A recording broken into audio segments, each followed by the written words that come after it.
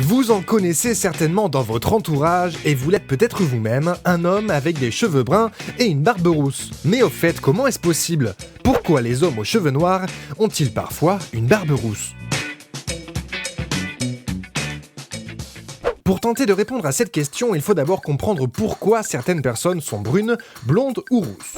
Voici un poil. La couleur de ce poil est due à des sortes de grains de couleur, le mélanine et la phéomélanine. Le mélanine est noir, tandis que la phéomélanine est quant à elle plus claire et va du rouge au jaune. À la base du poil ou du cheveu, il y a ce qu'on appelle des mélanocytes, des cellules spécialisées dans la création de ces pigments. Chez les personnes aux cheveux bruns, ces mélanocytes produisent essentiellement de l'eumélanine. Chez les roux, ce sont surtout des grains de phéomélanine qui sont libérés. Enfin, chez les blonds, c'est un mélange des deux. Mais pourquoi ces mélanocytes libèrent-ils soit de l'eumélanine, soit des phéomélanines en fonction des personnes ? Pour répondre à cette question, allons explorer l'infiniment petit, direction la paire de chromosomes numéro 16.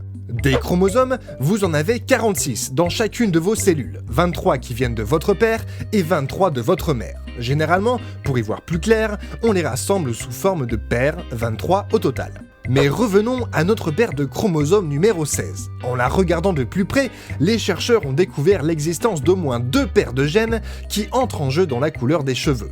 Pour faire simple, sur chacun des 2 chromosomes numéro 16, il y a 2 parties qui peuvent varier. Ces gènes différents sont appelés des allèles. La première paire d'allèles concerne la couleur blond ou brun. Si, comme sur ce schéma, la mère apporte un allèle blond et le père un allèle brun, l'enfant sera obligatoirement brun. C'est en effet l'allèle brun, le dominant, qui prend le dessus sur l'allèle blond, l'allèle dit récessif. Pour qu'un enfant soit blond, il faut donc que les 2 allèles de cette paire de gènes soient blonds. Et c'est d'ailleurs pour ça qu'un homme ne peut théoriquement pas avoir les cheveux noirs et une barbe blonde, car c'est sur la même paire de gènes que l'allèle brun et l'allèle blond entrent en jeu. On retrouve ce même système sur une autre partie du chromosome qui concerne cette fois-ci les allèles roux et non roux. Ici, l'allèle dominant, c'est l'allèle non roux. Il faut donc qu'il y ait 2 allèles roux sur la paire de chromosomes 16 pour que l'enfant soit totalement roux.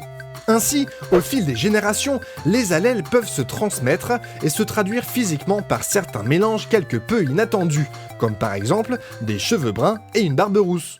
Attention toutefois, ceci reste pour l'instant une théorie. En effet, les chercheurs ne se sont pas beaucoup penchés sur la question, notamment car ils n'entrent pas en jeu dans des recherches sur les maladies bien plus prioritaires pour eux. En résumé, la couleur rousse des cheveux et de la barbe est obtenue par la mutation d'un gène, un allèle. L'allèle roux est récessif, il ne peut donc s'exprimer pleinement que s'il se trouve sur les 2 gènes du chromosome 16. La présence de l'allèle sur un seul gène du chromosome est donc suffisante pour qu'un homme possède des cheveux bruns et une barbe rousse.